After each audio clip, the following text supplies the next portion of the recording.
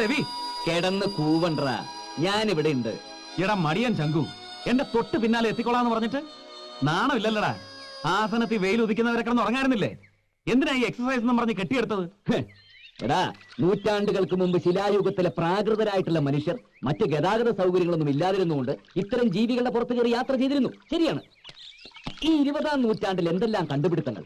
Motor വാഹനങ്ങൾ, aeroplane, rocket, എന്തിന് India പൊക്രാനിലെ nuclear bomb വരെ പൊട്ടിച്ചില്ലടാ. എന്നിട്ടും ഈ കോവറുകൾ ഇതിനെ പുറത്ത് കയറി കൊച്ചു വെളുപ്പാൻ കാലത്ത് അതിനിട്ട് ഇങ്ങനെ തേരാപാര ഓടിക്കുന്നത് ഇതൊരു മാതിരി പ്രിമിറ്റീവ് ഏർപ്പാടാ. എടാ, എക്സസൈസിന് വേറെ എന്തെല്ലാം വഴികളുണ്ട്. അല്ലേലും നിനക്ക് ഇതിന്റെ ആവശ്യമില്ലല്ലോടാ. രാവിലെ അണ്ണാക്കിലോട്ട് 2 തോടം വെളിച്ചെണ്ണ ഒഴിച്ച് ആ നാക്കിന് ചില്ലറ വ്യായാമം കൊടുക്കുക. അതിന്റെ ഒരു ഫ്ലെക്സിബിലിറ്റി കൊണ്ടാണല്ലോ നീ ജീവിച്ചു പോകുന്നത്. ഡെന്നീസ്, നാക്കിന് തള്ളി പറയരുത്. മാർക്ക് ആന്റണി എന്ന് കേട്ടിട്ടുണ്ടോ നീ? ഒരൊറ്റ പ്രസംഗം കൊണ്ടാ അങ്ങനെ റോമാക്കാരെ മുഴുവൻ തിരിച്ചുവിട്ടത്. അത് മാർക്ക് ആന്റണി, ഇത് വെറും നാക്ക് ആന്റണി. എടാ, എന്റെ റാംബോ നിന്നെ പോലൊരു മടിയനായി പോവല്ലോടാ. ഒരു 2 റൗണ്ട് അതിന്റെ പുറത്ത് റൈഡ് ചെയ്തേച്ചെങ്കാ, ഞാൻ പോവാ. ഓ, ആ കുതിര എന്ത് മഹാപാപമാണോ ചെയ്തത്. 1 കിൻഡൽ വെയിറ്റ് ആ പഹേന്. പോണത് കണ്ടില്ലേ? ഒരു കുതിര, അതിന്റെ പുറത്ത് വേറൊരു കുതിര.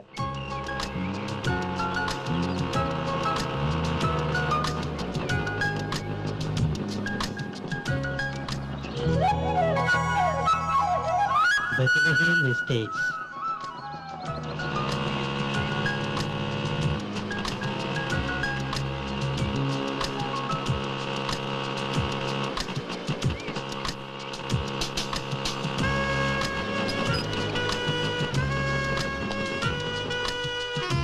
ഹലോ, ഒരു കൊറിയർ ഉണ്ട്. ഹലോ, ഒരു നമസ്കാരമുണ്ട്. ഒരു കൊറിയർ ഉണ്ടെന്ന്. ആ, നമസ്കാരമുണ്ടെന്ന്. ഇതല്ലേ ബദലഹേം എസ്റ്റേറ്റ്? പുറത്ത് ബോർഡ് വെച്ചിരിക്കണ്ടില്ലേ? അതെനിക്ക് മനസ്സിലായി. ഇതിനെ ബദലഹേം എസ്റ്റേറ്റ് നല്ല പേരിടുണ്ട്. വല്ല ഗാഗുൽത്താമലാന്ന് കേട്ടണം. എന്തൊരു കയറ്റോടോ, മനുഷ്യന്റെ ഊപ്പാടളി. ഒരുപാട് അളകിയോ? തന്നെ ആരെങ്കിലും കെട്ടിയെടുക്കാൻ പറഞ്ഞ? പിന്നെ ഈ കൊറിയർ അവിടെ നിന്ന് നടന്നു വരൂ. ആരേ രവിശങ്കർ? അയാം മോനായി. പണ്ട് മോളായിരുന്ന? എടോ, എന്റെ അച്ഛന് മോനായി, അപ്പൊ ഞാൻ മോനായി. Very good. ഞാൻ ഈ രവിശങ്കർ ആരാന്ന് ചോദിച്ചത്. താൻ ആദ്യം ഞാൻ ആരെന്ന് മനസ്സിലാക്കി, പിന്നെയല്ലേ രവിശങ്കർ? അതെനിക്ക് മനസ്സിലായി. ആ ചായക്കടക്കാരൻ ചക്കൻ പറഞ്ഞു. എന്ത് പറഞ്ഞു? ഒരു കരിമന്തി അവിടുത്തെ കാര്യസ്ഥനം. കരിമന്തി ആ ചായക്കടക്കാരന്റെ തന്തയാ. അപ്പൊ നിങ്ങളുടെ മോനാ ചക്കൻ? എടോ കൊറിയേ, I am Monayi, manager of Bethlehem estate. എന്ത് വാഴക്കാലങ്ങളാട്ടെ, ഇതങ്ങോട്ട് ഒപ്പിട്ട് ഈ സാധനം വാങ്ങിക്കും. എന്തത്? ഇത് അങ്ങനെ ഇവിടെ വാങ്ങിച്ചിട്ട് വെക്കാൻ പറ്റില്ല. Ravishankar, Bethlehem estate, Chandragiri. ഈ അഡ്രസ് കറക്റ്റ് അല്ലേ? അഡ്രസ് കറക്റ്റ് ആണ്, പക്ഷെ ആള് കറക്റ്റ് അല്ല. ഈ രവിശങ്കർ അതിനെ എനിക്ക് വല്ല ചെയ്യാൻ പറ്റുമോ? പുള്ളിക്കാരനോട് വിളി, ഞങ്ങൾ തമ്മിൽ ഡീൽ ചെയ്തോളാം. എടോ, ഈ ഫാം എന്റെ ബോസ് മിസ്റ്റർ ഡെന്നി സാറിന്റെയാ. ഈ പറഞ്ഞ രവിശങ്കറും ഡെന്നി സാറും തമ്മിൽ കേട്ടതൊക്കെ ഒരു ഫ്രണ്ട്ഷിപ്പ്, അത്രേ ഉള്ളൂ. അല്ലാതെ അയാൾക്ക് വരുന്ന പാർസൽ മുഴുവൻ 2 കൈ നീട്ടി സ്വീകരിക്കാന്ന് പറഞ്ഞാൽ നടക്കില്ല. ഇതിനകത്ത് വല്ല ബോംബാണെങ്കിലോ? ബോംബാണിത് പൊട്ടുമറിയല്ലോ. നിന്റെ ചേട്ടത്തിന് എത്ര പൊട്ടിച്ചാൽ നിനക്ക് മനസ്സിലാവട്ടെ, ഞാൻ പൊട്ടിച്ചാന്ന്. ഇതെന്ത് പൂച്ചാരിനെ കരണേട്ടാ? അപ്പൊ ചത്തിട്ടില്ല. ഞാനാ വളവിലെ കട്ടറിൽ വീണപ്പോ ചത്തെന്ന് വിചാരിച്ചേ. എന്താ മോനെ, ആരാള്?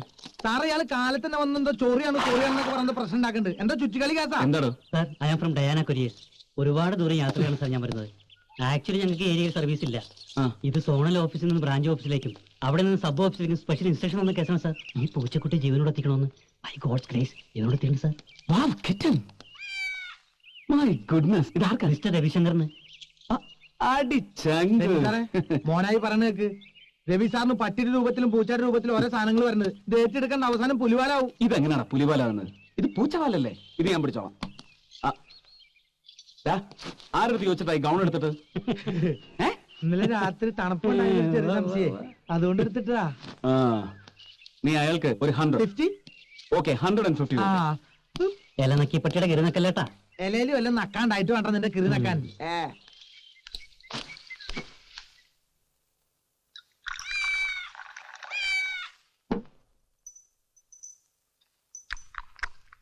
എവിടെ നിന്നു വന്നു നീ, എവിടേക്കു പോന്നു നീ? ഇതാണോ? എന്താ വല്ല ഫേസ് കട്ട് ഫീൽ ചെയ്യുന്നുണ്ടോ? ആഹാ, നിന്റെ അതേ മുഖച്ചായ. ഇതിപ്പോ എവിടെ നിന്ന് ചാടി? നിനക്കൊരു ഐഡിയ ഇല്ലേ? അയച്ചാളുടെ പ്രൊമോട്ടേഴ്സ് പെട്ടിപ്പുറത്തുണ്ടാവുമല്ലോ. ആ, പെട്ടിപ്പുറത്തുനിന്ന് ഒരു പട്ടി കടിച്ചെടുത്തുണ്ട് പോയി. മക്കളെ, നിന്റെ ഒരു ഫോട്ടോ എനിക്ക് കിട്ടൂടാ. ഫ്രെയിം ചെയ്ത് വീട്ടിൽ കെട്ടിത്തൂക്കാനാ. ഞാൻ ചിരിച്ചോണ്ടിരിക്കുന്ന ബ്ലാക്ക് ആൻഡ് വൈറ്റ് ഫോട്ടോ മതി. ബ്ലാക്ക് ആൻഡ് വൈറ്റ് തന്നെ വേണം, എന്നാലേ ക്ലിയർ ആയിട്ട് നിന്നെ കാണാൻ പറ്റും. നീ ടെൻഷൻ അടിക്കാടാ, ആരെങ്കിലും ഫൂളാക്കാൻ ചെയ്താവും. സാർ, ഈ മെയ് മാസത്തിൽ ഏപ്രിൽ ഫുൾ ഉണ്ടോ? ഏയ്, ഏപ്രിൽ ഫുളിന് ജൂൺ മാസത്തിലല്ലേ ഉള്ളൂ. പോയി ബ്രേക്ക്ഫാസ്റ്റ് എടുത്ത് വെക്കടാ. ഈ പ്രശ്നം ഞങ്ങൾ കൈകാര്യം ചെയ്യலாம். താങ്ക്സ്. ഓ ചങ്കുവേ, സത്യം പറ, വല്ല റൊമാൻറ്റിക് ലൈനും ആണോ? വല്ല ദൂതും? ഹംസത്തിന് പകരം പൂച്ചദൂത്. പിന്നെ ഹംസത്തിന്റെ കാര്യം പറഞ്ഞപ്പോൾ ഞാൻ ഒരു കാര്യം ആലോചിച്ച, ഉച്ചയ്ക്ക് തിന്നാൻ ചിക്കൻ വേണമെങ്കിൽ പോയി മേടിച്ചോണ്ട് വരണം.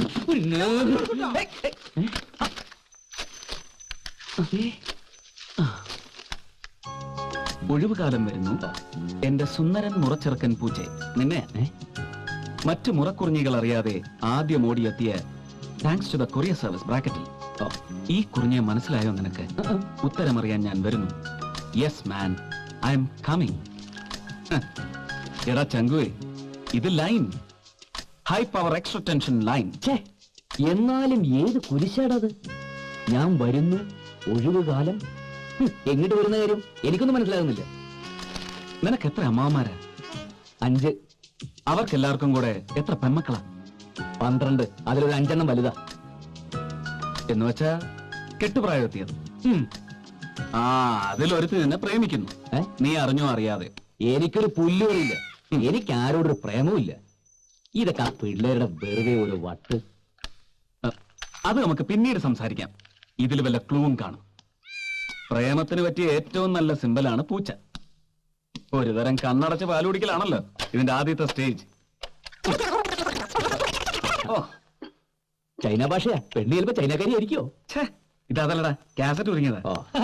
കുരുങ്ങിയ കാര്യം പറഞ്ഞപ്പോൾ എനിക്കൊരു കാര്യം ഓർമ്മ വന്നേ. നമ്മുടെ ഫാമിൽ 500 ലിറ്റർ പാല് പിരിഞ്ഞു. ഞാൻ ഹാപ്പിയായി. ഇതില് കാസറ്റ് കുരുങ്ങി പൊട്ടിയിട്ടുണ്ടെങ്കിൽ പോയി ഒട്ടിച്ചോണ്ട് പോവാ. ഞാൻ പോട്ടെ. ഇതെന്തിനാ? ഈ കോപ്പ് നീയല്ലേ വാങ്ങിക്കൊണ്ടുവന്നത്? അതിനാ. അടിക്കാനുള്ള 2 സൈഡ് അടിച്ചുല്ലോ അല്ലേ? ഇത് ശരിയാക്കാൻ പറ്റുമെന്ന് ഞാൻ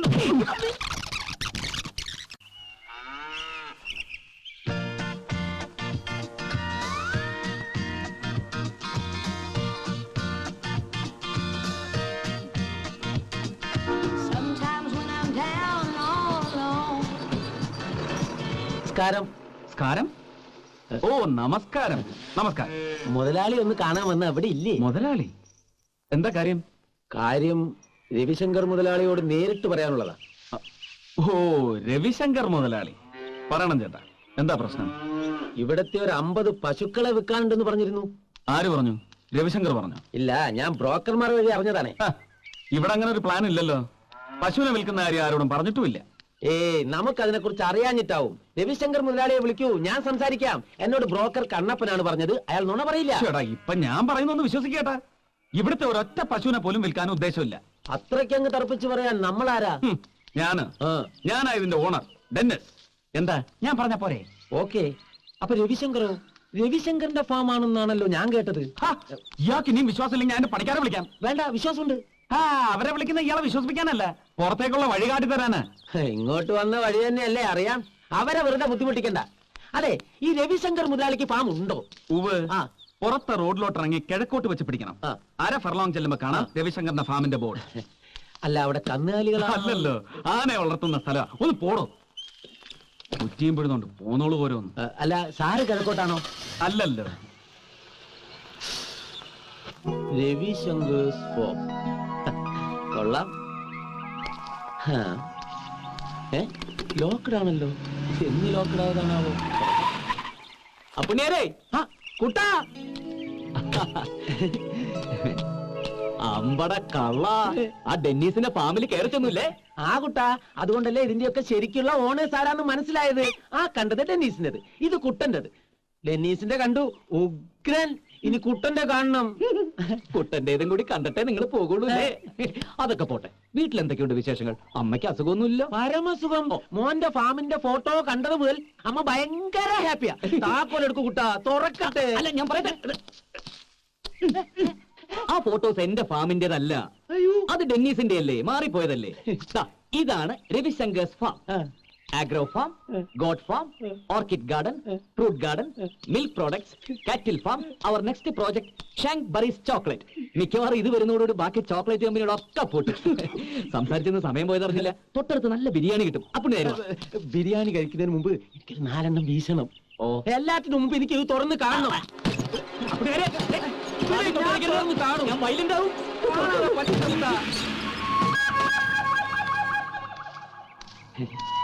ആഹാ, ബ്യൂട്ടിഫുൾ. വെറും 3 വർഷം കൊണ്ട് ഇതൊക്കെ എങ്ങനെ ഉണ്ടാക്കി എടുത്ത എന്റെ കൂട്ടാ. ശവത്തേല് ബ്ലേഡ് വെച്ച് കീറില്ല എന്റെ നായരെ. നാട്ടിൽ എനിക്കൊരു പേരുണ്ട്, CID അപ്പുണ്ണീന്ന്. വെറുതെ കിട്ടിയതല്ല, അത്യാവശ്യം CID പണികളൊക്കെ എനിക്ക് അറിയാം. തന്നെ ആരാടോ ഉപ്പുമുട്ട് കെട്ടിയെടുത്തത്? ആ ഫാമിന്റെ ഫോട്ടോസ് അവിടെ എത്തിയപ്പോ തന്നെ എനിക്ക് ഡൗട്ട് അടിച്ചു, നമ്മുടെ കുട്ടൻ ഇത്രയ്ക്കങ്ങോട്ട് പുരോഗമിച്ചോന്ന്. എടോ നായരെ, എന്റെ ഇവിടത്തെ ഈ സ്ഥിതി താൻ അമ്മയെ അറിയിക്കാനുള്ള പരിപാടിയാണെങ്കിൽ തന്നെ ഒന്ന് കുഴിച്ചു മൂടും ഞാൻ. 14 അല്ല, എക്സ്ട്രാ ഒരു 10 പേര്.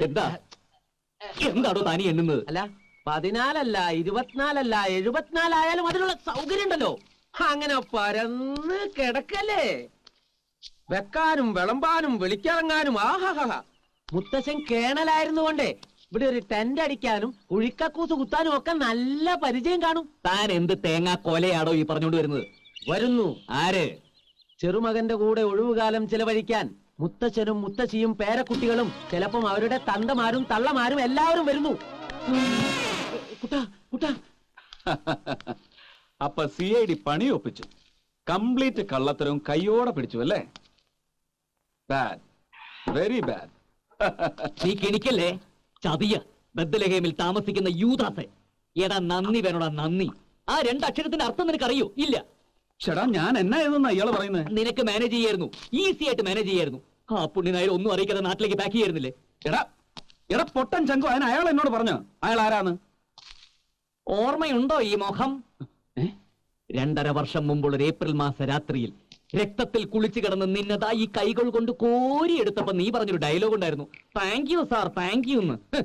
മേട്ടുകുളത്ത് നിന്ന് ബൈസൺ വാലിയിലേക്ക് പോകാൻ 2 വഴിയാ. ലെഫ്റ്റിലും പോവാം, റൈറ്റിലും പോവാം. ലെഫ്റ്റിൽ പോയ റോഡ് നല്ലതാ, എന്നിട്ട് ഞാൻ റൈറ്റിലേക്ക് തിരിഞ്ഞു. അതുകൊണ്ടല്ലേടാ കണ്ടത്. ഏതോ ലോറിക്കാർ ഇടിച്ചിട്ടിട്ട് പോയ നിന്റെ ജീപ്പും നടു റോട്ടിൽ രക്തത്തിൽ കുളിച്ചു കിടന്ന നീയും ദാ ഇങ്ങനെ ഞാൻ വാരിയെടുത്ത് ആശുപത്രിയിൽ എത്തിച്ച് 4 കുപ്പി ബ്ലഡും തന്ന്. 3 കുപ്പി. എന്തോ? കഴിഞ്ഞ ഗാന്ധി ജയന്തി സാറി കഥ പറഞ്ഞപ്പോ 3 കുപ്പിയായിരുന്നു. ഇപ്പൊ ടെൻഷൻ കാരണം 1 കുപ്പി കൂടി ഉണ്ടാവും. എന്റെ ബ്ലഡിന്റെ കണക്ക് നിനക്കാണോ? ആദ്യകാലത്ത് ഇറങ്ങിയ കാസറ്റിൽ 2 കുപ്പിയായിരുന്നു. ഇതിങ്ങനെ പറഞ്ഞു കൂടി വരും. നീ ഏതായാലും പറയും, ബാക്കിയോടെ പറയും. ഇല്ലടാ, ഞാൻ ഒന്നും പറയുന്നില്ല. ജീവൻ രക്ഷിച്ചവനിട്ട് തന്നെ പണിയണം. ബ്രൂട്ടസ് ഒക്കെ നിന്റെ മുമ്പിൽ എന്തൊരു ഡീസന്റ്. പുളുന്തൻ ചങ്കു, ഇട കഴിഞ്ഞ 2 വർഷമായിട്ട് ഈ ജീവൻ രക്ഷ കഥ പറഞ്ഞ് നീ എന്നെ എത്ര തവണ വഹിച്ചിട്ടുണ്ടടാ?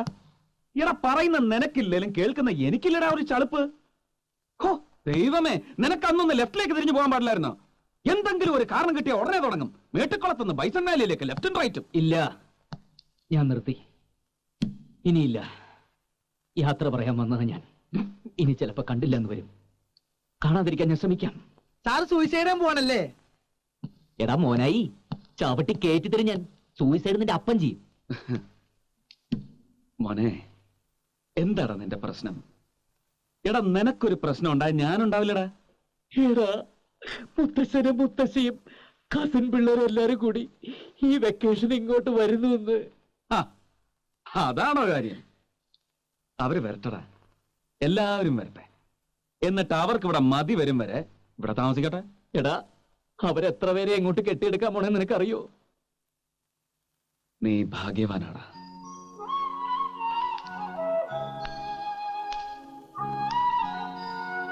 നിനക്കെല്ലാരും ഉണ്ട്. അമ്മ, മുത്തശ്ശി, മുത്തശ്ശൻ, അങ്കിൾസ്, ആന്റീസ്, കസിൻസ്. ഈ ഒരൊറ്റ കാര്യത്തില് എനിക്ക് നിന്നോട് അസൂയ. എടാ, എനിക്കാരുണ്ട്? ആ ഒറ്റ കാര്യത്തിലാടാ എനിക്ക് നിന്നോട് അസൂയ. നിന്നെ തേടി വരാൻ ഒരു തെണ്ടി പോലും ഇല്ലല്ലോടാ. അതിന്റെ സുഖം നിനക്കറിയില്ല ചങ്കു.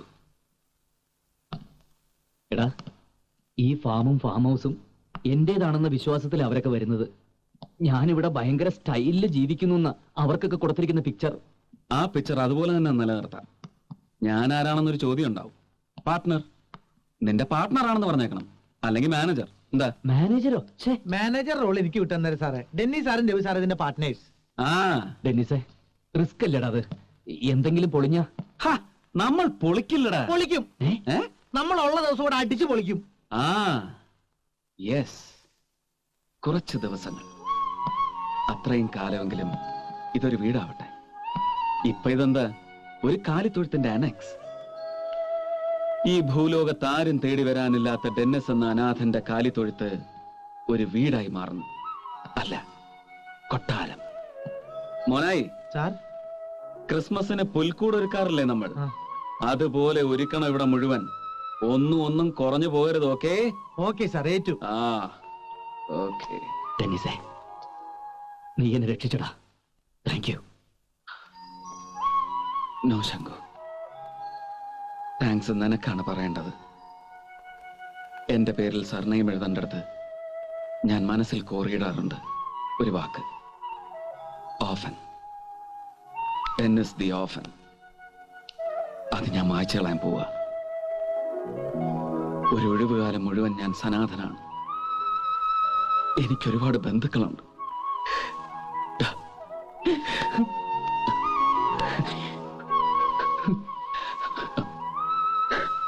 പിന്നെ ചങ്കു, മറ്റൊന്നുകൂടി നമ്മൾ മറന്നു.